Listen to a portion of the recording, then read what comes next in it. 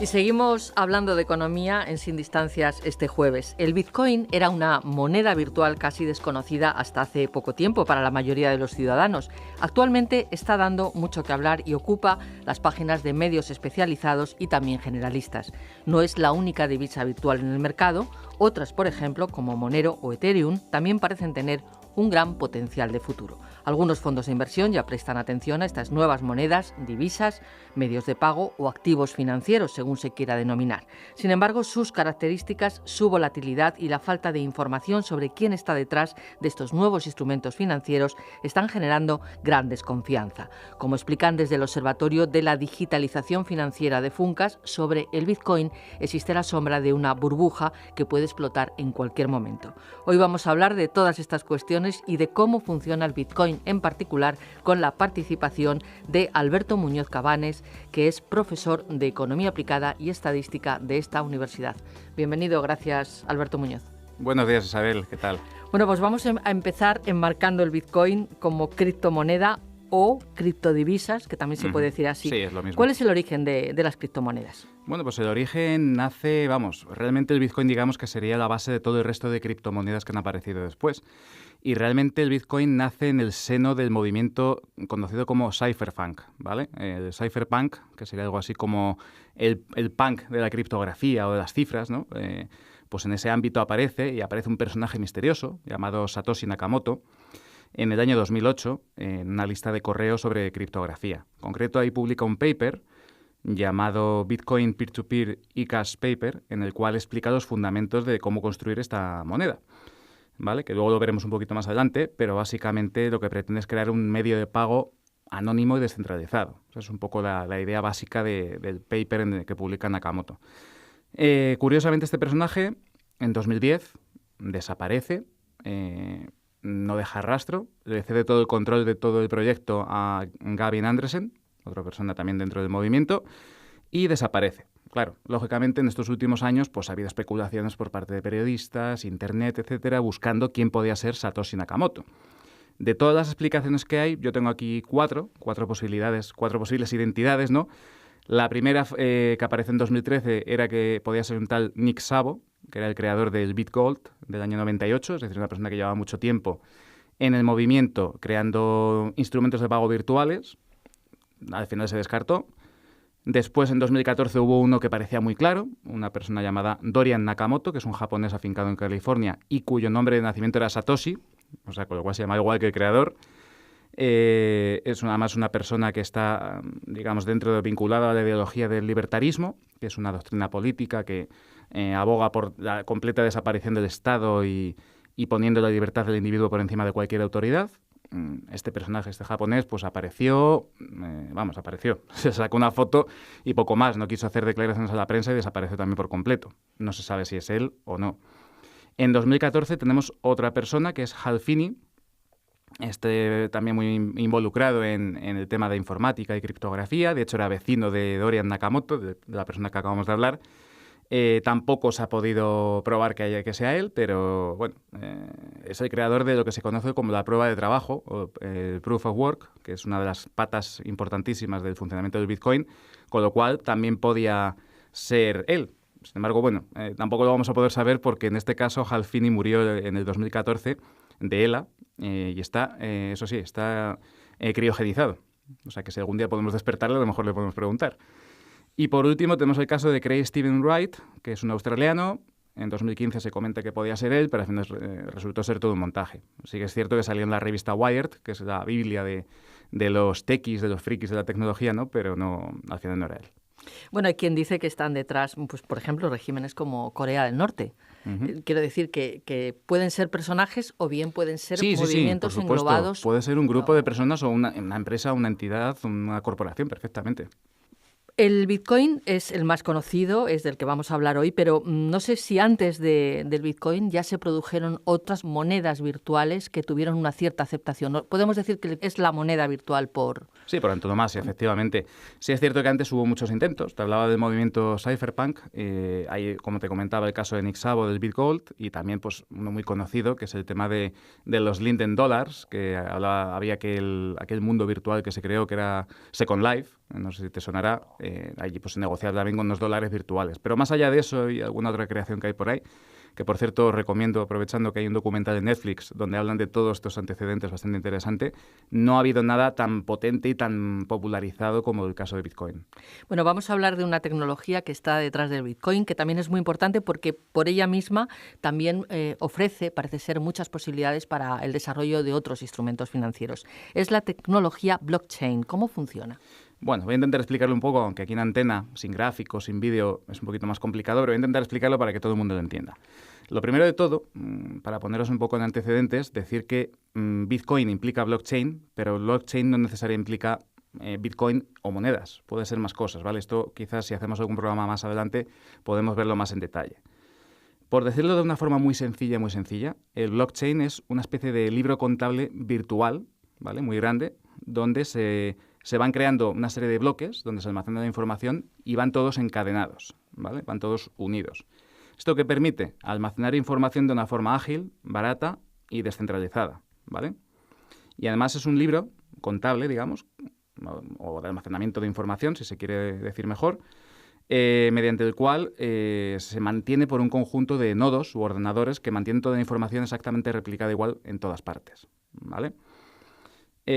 ¿Cómo se va almacenando esa información? Bueno, pues cada vez que hay una transacción o un nuevo dato, ¿vale? Ya os digo que puede ser divisas o no, puede ser información también.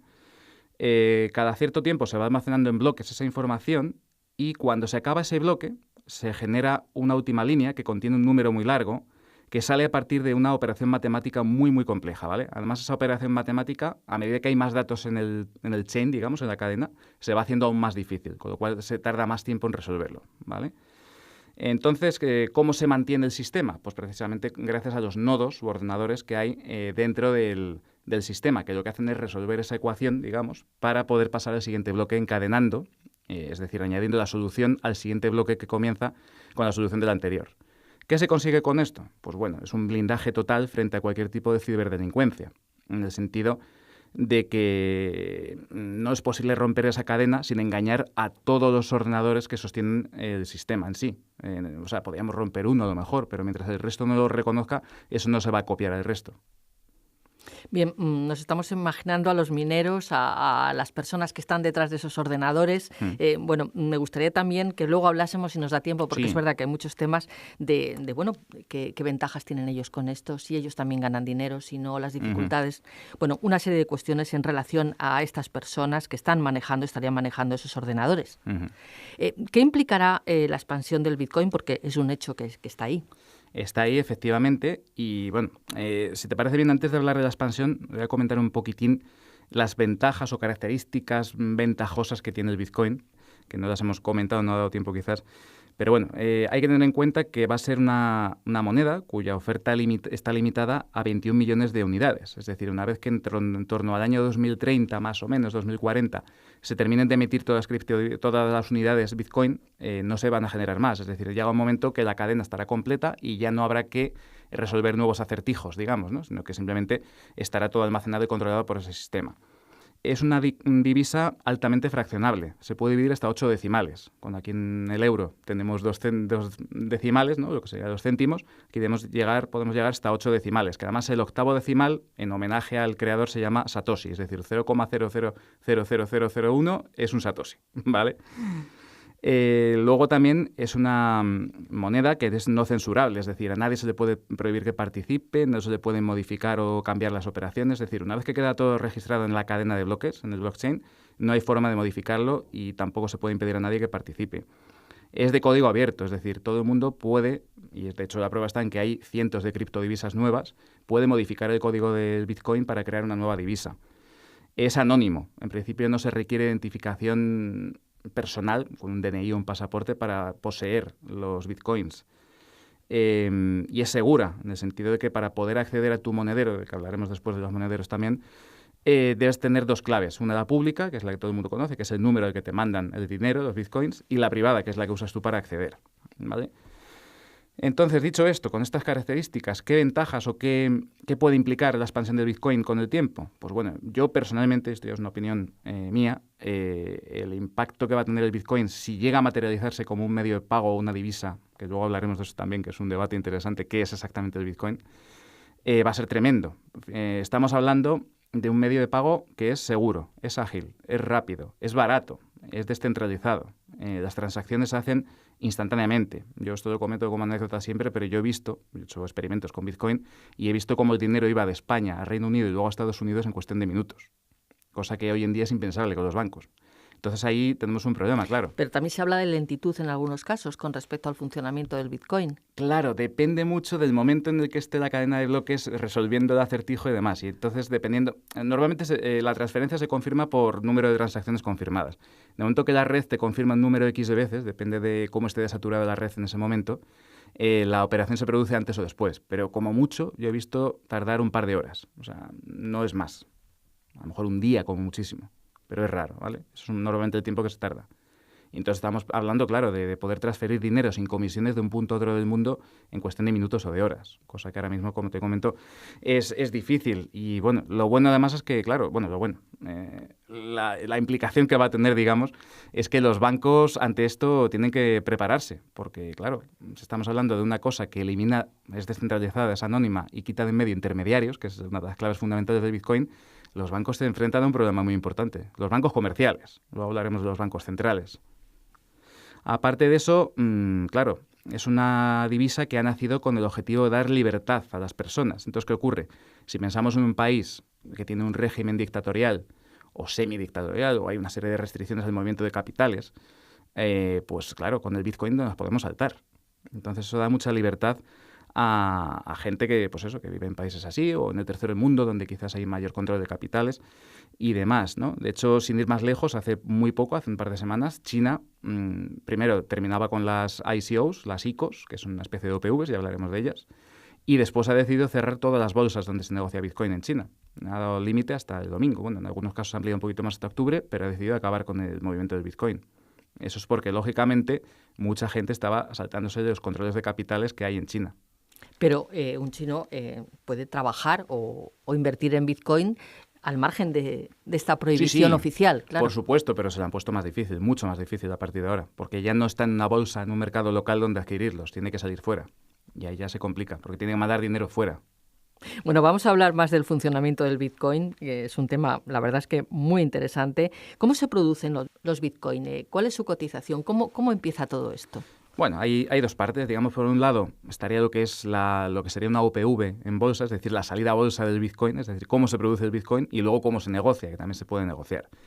En el primer caso tenemos el tema del minado, que lo has mencionado hace poco, el tema del minado o minería de Bitcoins, que básicamente esto enlaza con lo que hablábamos antes, con la prueba de trabajo, el Proof of Work, que desarrolló Hal Finney. La idea básica es que, bueno, pues hay una serie de ordenadores que colaboran juntos, aportan sus recursos de electricidad, de memoria, de procesador, etcétera, para resolver ese pequeño enigma que permite pasar al siguiente bloque de la cadena. Pues bien, a las personas o ordenadores que participan en esa prueba de trabajo se les remunera con pequeñas unidades de Bitcoin a cambio de participar sosteniendo la red, ¿vale? Es una forma de recompensar a aquel que colabora en mantener la seguridad y el orden en el sistema de Bitcoin.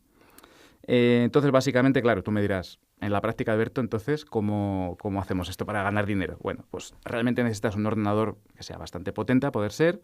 También hay gente que lo hace con tarjetas gráficas e incluso he visto el caso de gente que trabaja con un aparato que se llama el Raspberry Pi, me parece que es, sí, lo he dicho bien, sí, el Raspberry Pi, efectivamente. Este aparatito es un aparato pequeño que se conecta a la red e igual también permite minar, ¿vale?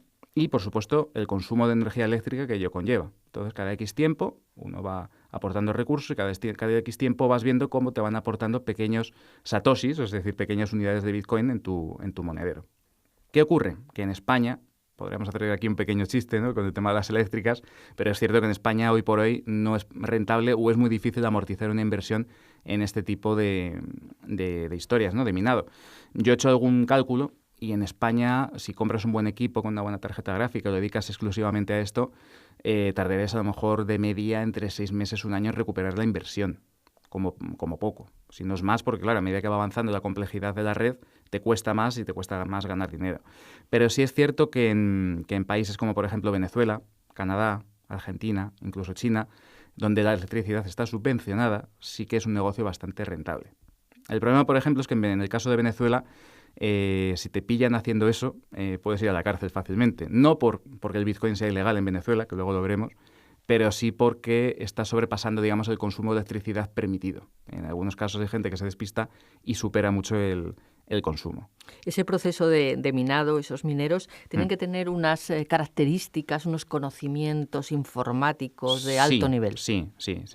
Hombre, la mayor parte, además de software que se utiliza para el minado, está dirigido a Linux, no a Windows, lo cual eso ya limita mucho. Y luego hay que saber algo de programación, manejar algunas líneas de código en algunos casos. No es algo accesible para todo el mundo todavía. Lo que sí te quería comentar como anécdota, es curioso, pero estuve buscando unos datos en relación al consumo eléctrico que supone ahora mismo mantener la cadena de bloques, el blockchain. Actualmente supone un consumo anual, atenta, de 16 teravatios hora al año, lo cual equivale, para que te hagas una idea, a lo que se consume en Cuba o en Líbano en un año. O sea, estamos ya a ese nivel. Qué barbaridad. Sí, es impresionante. Entonces, y además aquí me gustaría hacerte un apunte también porque mucha gente dice, ¿y por qué el Bitcoin sube? Que seguro que me ibas a preguntar en algún momento. Bueno, o baja, de repente. Baja, pero en general tiene una tendencia, una cadencia más bien alcista, ¿no? Es decir, es una divisa que va ganando valor cada vez que pasa el tiempo. Sí, porque hablábamos de 400 en 2016 y ahora estamos hablando de 4.000. Bueno, y es que yo he hecho el cálculo y de si hubiésemos comprado el día 1 que apareció en 2008, hasta hoy habríamos ganado, si no recuerdo mal, un 100.000% de rentabilidad. Que yo creo que eso no hay nada en el mundo que te lo dé ahora mismo. Pero no, la cuestión es que, claro, dices, ¿por qué va ganando valor? Si además es una cosa que va aumentando la oferta cada vez que va pasando el tiempo. Bueno, pues después de reflexionar un poco, mi opinión personal es que el Bitcoin va ganando valor gracias precisamente a lo que estamos hablando, al minado, que aporta dos cosas. Uno, electricidad empleada, que eso tiene un valor económico, se incorpora al precio, y valor, digamos, de cálculo, de computación, que también se incorpora como valor. Es decir, ahora mismo, aparte de las expectativas que recoge en sí el Bitcoin, también se incorpora el valor, el coste económico que supone generar esos bitcoins. ¿Y cómo se accede, cómo se compra o se venden bitcoins? ¿Cómo funciona este mercado, o, por decirlo de alguna manera? Vale. En el caso de, como comentabas antes, de que no tengas los conocimientos informáticos o las herramientas, o sencillamente la luz te sale muy cara como para dedicarte a esto y no te compensa, pues tienes la alternativa de comprar los bitcoins en un exchange, en una bolsa, ¿vale? Son mercados completamente desregulados, ahí nadie supervisa, ahí pues la ley de la selva, ahí estás expuesto a cualquier cosa, pero bueno, es lo que tiene una cosa que está en sus primeros estadios de vida, ¿vale? El riesgo, en fin, al principio también, cuando la electricidad apenas se conocía y se usaba, pues había más de un calambrazo que se llevaba alguno. Pues esto es un poco lo mismo, ¿no? En este sentido, pues uno puede acudir a estos exchanges y cambiar dinero físico, dinero fiat, que se llama, euros, dólares, etcétera, y cambiarlos a cambio de bitcoins y guardarlos. Vale, ¿cómo se pueden guardar? Que esto es un tema también interesante. Pues ahí tenemos el tema de los wallets o monederos. ¿Vale? En este sentido, pues tenemos tres posibilidades. Una posibilidad es comprar el bitcoin u otra criptodivisa también se puede hacer en un exchange y te lo guardan ellos. Está guardado en el bolsillo de un tercero del que tienes que fiarte. Guardarlo en un dispositivo propio, ya sea un PC, un móvil incluso, con una clave propia. Ahí estás menos expuesto. Y ya la solución más segura de todas es lo que se denominan como cold wallets o aparatos físicos específicamente diseñados para guardar bitcoins. Uno de ellos, muy conocido ahora que está muy de moda, es un cacharrito así pequeñito que se llama Trezor, ¿vale? Y ahí es donde la gente guarda sus bitcoins. Tenemos que tener en cuenta que guardar un bitcoin no es guardar un archivo de 5 kilobytes, es guardar un archivo de muchísimos gigas, ¿vale? Y que puede ocuparte un disco duro entero perfectamente, ¿vale? Y que además para acceder después a ese Bitcoin que has guardado tienes que tener, acordémonos, las dos claves, la pública y la privada. Sin la privada no accedes. De hecho, ha habido mucha gente que era multimillonaria porque había comprado Bitcoins en 2008-2009 y han perdido el ordenador, se les ha roto el disco duro, han perdido ese dinero por completo. Entonces, bueno, hay que tener cuidado. De todas formas, sí que es cierto que estamos aquí hablando del Bitcoin y los wallets como algo sofisticado, incluso un poco esotérico, pero no es verdad. Es decir, si lo trasladamos al mundo real, es decir, a nadie se le ocurre dejar una cartera por ahí con dinero en el suelo. Pues los wallets lo mismo, tienes que mantener una seguridad para que no te quiten el dinero. En fin, al final hay muchas similitudes con el mundo real y con el dinero real. Lo único que lo hemos puesto en el mundo de la nube, de lo virtual, y parece más bonito, pero en realidad... Alberto Muñoz, hablábamos primero de que el Bitcoin es seguro, es anónimo, tiene una serie de características, pero luego estamos hablando de que cuando vas a comprarlos, si accedes a este tipo de sitios de compra, esos no están garantizados y no son seguros. ¿Cómo puedes utilizar o manejar el Bitcoin como inversor o simplemente para comprarlo con seguridad? Es una buena pregunta, pero a ver, claro, no es tanto la seguridad de lo que es el usuario en sí, que si ya te digo, si yo me compro un Bitcoin y lo guardo en un disco duro, en un Trezor de estos que hablábamos, ahí no me lo quita nadie salvo que yo lo pierda. Es lo mismo que perder tu cartera. Claro, si yo guardo el dinero mío en el bolsillo de otro, ese otro está expuesto a que le roben. Y evidentemente un exchange donde todo el mundo deposita dinero real para comprar Bitcoins y hay bastante dinero almacenado, es un sitio muy atractivo para un ciberdelincuente, ¿vale? De que puede ir a hacer un ataque e intentar llevarse el dinero. Eso es lo que pasó, por ejemplo, en 2012 con MTGOX, una bolsa japonesa, que robaron básicamente todo el dinero. Se llevaron, no recuerdo si eran 150 millones de dólares, no sé cuánto, una barbaridad, vamos, una cantidad bastante grande. Y de hecho todavía el creador de aquel sitio está en juicios, porque no se sabe si él dice que le robaron o se lo quedó él. Pero te quiero decir que al final, claro, la seguridad pues depende mucho de con quién estés y cómo estés trabajando. Vamos a hablar de otra cuestión fundamental cuando se habla de Bitcoin, es el tema de la regulación. Bien, y vamos también a explicar el Bitcoin como divisa, como medio de pago, porque también entraríamos, esa es una cuestión para otro programa, en los nuevos medios de pago, que también virtuales son muy importantes en este momento. Vamos a hablar de regulación del Bitcoin. Primero, los bancos centrales ante el Bitcoin y qué están diciéndonos sobre el tema. Bueno, antes que nada me gustaría comentar, porque has mencionado el tema de divisa, medio de pago, activo financiero. Esto es importante porque de cara a la regulación de este tipo de divisas virtuales o criptodivisas, la consideración que se haga de ellas en la legislación tiene unas implicaciones después en la economía real, ¿no? Entonces, antes de hablar casi de los bancos centrales, me gustaría comentar un poco esa distinción y luego te cuento un poco cómo puede afectar a los bancos centrales. Básicamente se puede considerar de tres formas el Bitcoin. Lo podemos considerar un activo financiero, un medio de intercambio, un medio de pago o una divisa. No sé, antes de comentarlo, ¿tú qué apuestas, Isabel? ¿Tú qué crees que podría ser? ¿Cómo lo consideras? De cara al futuro, un medio de pago, aplicado. Bueno, con otros sistemas. Te puedo decir que dependiendo del país en el que estés, es una cosa u otra. Están las tres recogidas, incluso hay más definiciones ampliadas, ¿no? Incluso hay en el caso de Polonia, que ahora lo comentaré, pero se le considera una propiedad, como una casa. Es un tema curioso, ¿no? Entonces, bueno, podemos decir que es un activo financiero, una cosa que tenemos ahí, una propiedad, una cosa material, pero no material, vamos, la tenemos, pero no es tangible. Bueno, podría ser, ¿no? Al fin y al cabo, no es una moneda de curso legal, es de carácter virtual, pero cotiza en un mercado. Su valor cambia todos los días, cada minuto. Ahora mismo, si uno pone el gráfico del Bitcoin, se está moviendo continuamente y hay compras y ventas continuamente, ¿no?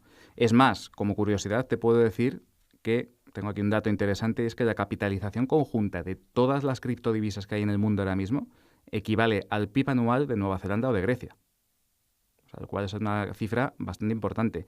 Y el volumen que se negocia diariamente en los mercados donde se compra y vende criptodivisas en conjunto ya es similar al de la bolsa de Atenas o Dubái.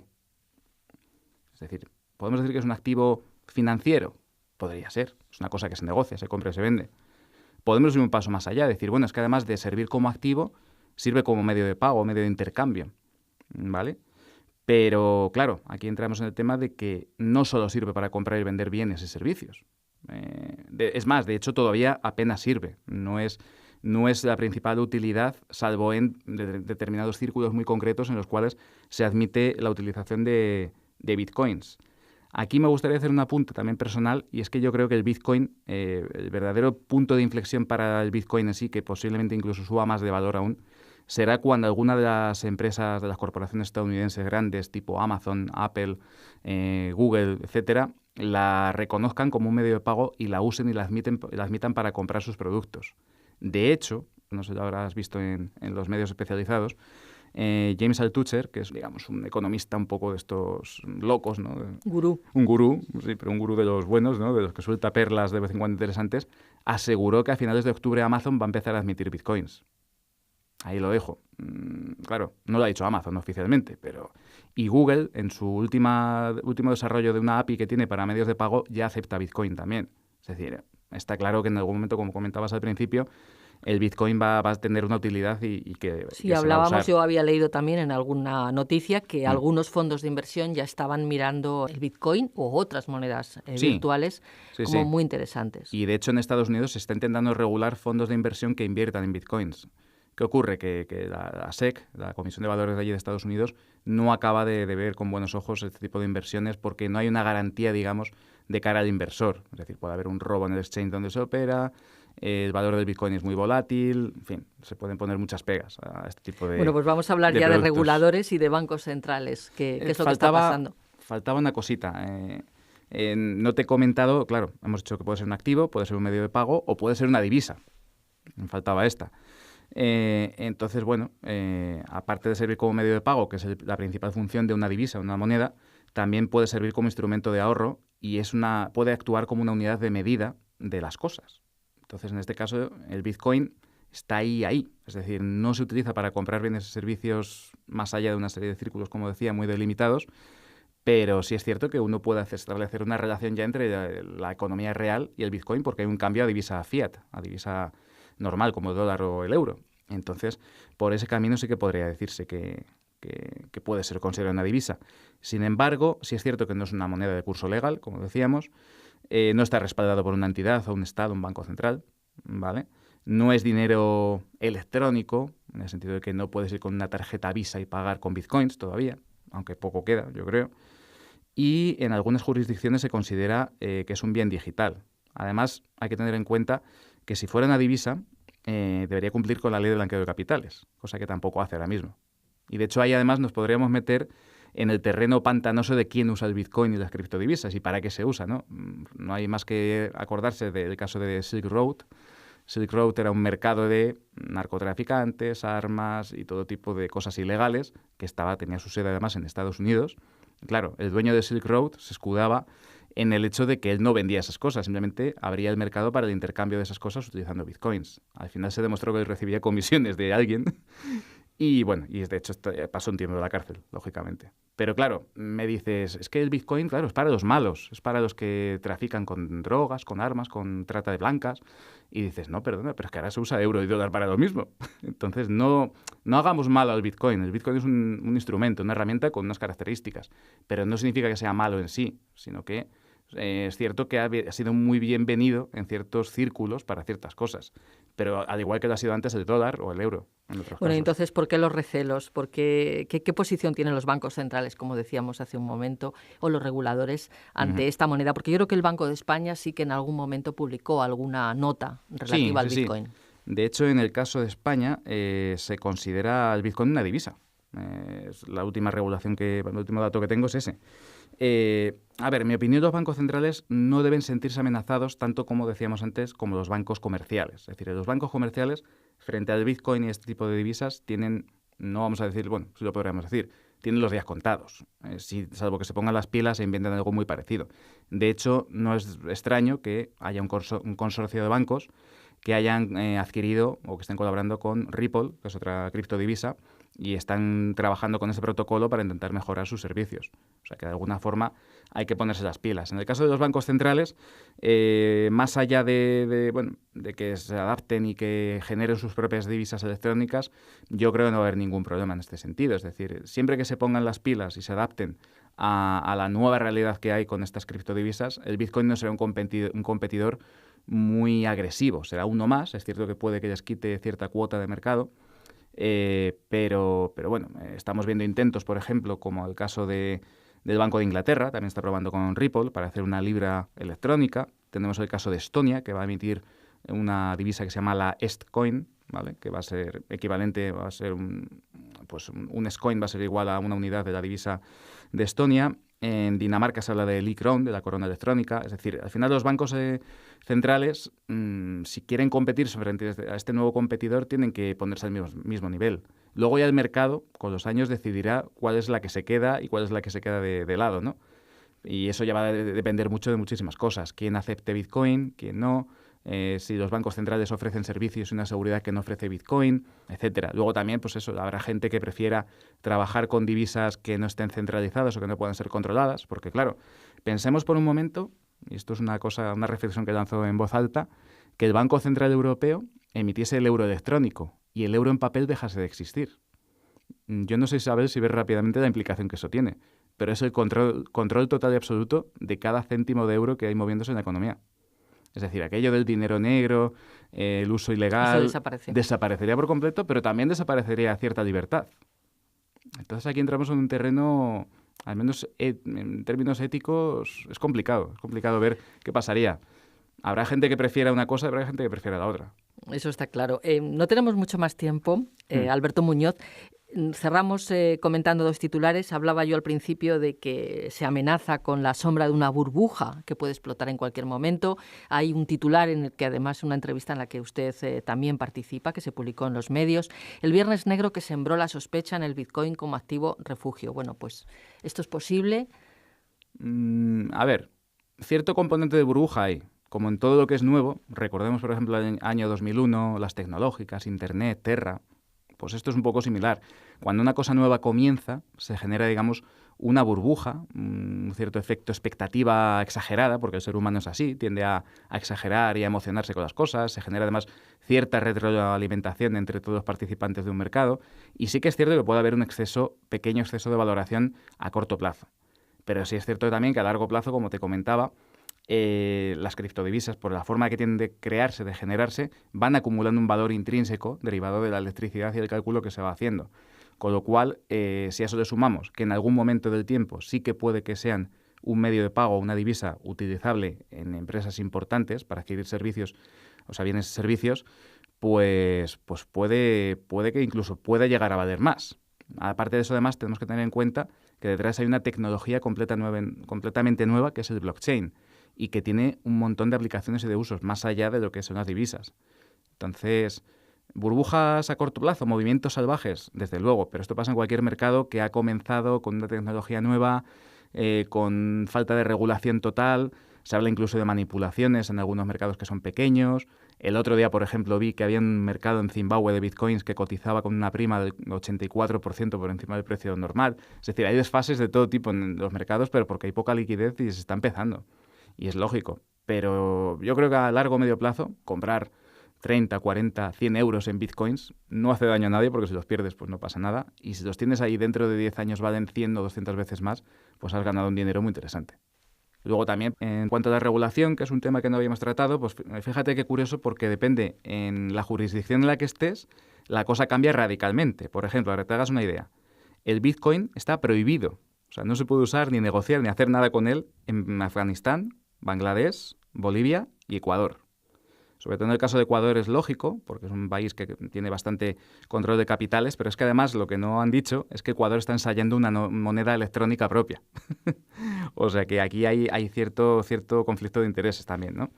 Luego también hay países como Arabia Saudí, China, Egipto y México, en los cuales hay ciertas limitaciones a su uso, ¿vale? Dependiendo de cada país, las limitaciones son mayores o menores, pero vamos, hay ciertos impedimentos. Y luego ya a nivel de países OCDE y demás, pues tenemos, por ejemplo, el caso de Australia, varios países de la Unión Europea, incluida España, Cuba, Emiratos Árabes Unidos, Japón y Reino Unido lo consideran divisa. En Argentina, Brasil, Estados Unidos, Francia, Holanda, Hong Kong, Israel, Noruega, Polonia, Suecia, Turquía y Venezuela se le considera una especie de activo o bien digital. Incluso en el caso de Polonia, que te comentaba antes, es una propiedad, ¿vale? No es ni siquiera un activo financiero. Y en países como Alemania, Canadá o Filipinas se le considera un medio de intercambio. Sencillamente una forma de permuta entre cosas, pero no una divisa en sí. Pero aún faltan muchísimos países que no se han manifestado en relación a lo que consideran que es el Bitcoin y cómo regularlo. El caso más llamativo, que están en ellos, es el caso de Rusia. En tanto que Rusia indique que considera que es el Bitcoin, pues supondrá nuevamente o un nuevo tirón del precio del Bitcoin para arriba o una bajada temporal, ¿no?